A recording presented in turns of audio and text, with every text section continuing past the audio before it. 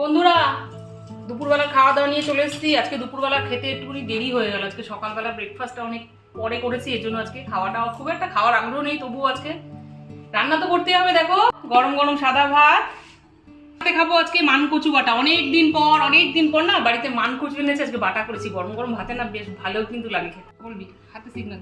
তারপরে আছে বরবটি ভাজা, তারপরে করেছি আমরা দিয়ে আজকে পাতলা টকের ডাল করেছি। তারপরে করেছি বাঁধাকপি, এবছরের প্রথম বাঁধাকপি আনলো। বাঁধাকপি এবছর বাড়িতে কিন্তু প্রথমেই আসলো, আজকে কিন্তু প্রথমেই আমরা রান্না করেছি আর খাবো। তারপরে আছে ঝিঙে দিয়ে আলু দিয়ে চিংড়ি মাছ দিয়ে একটা সিম্পল তরকারি করেছি। মাছের ঝাল, সামুদ্রিক মোরলা এনেছিল, সামুদ্রিক বাজার থেকে না, আজকে সামুদ্রিক মোরলা এনেছিল, সামুদ্রিক মোরলা মাছের ঝাল করেছি।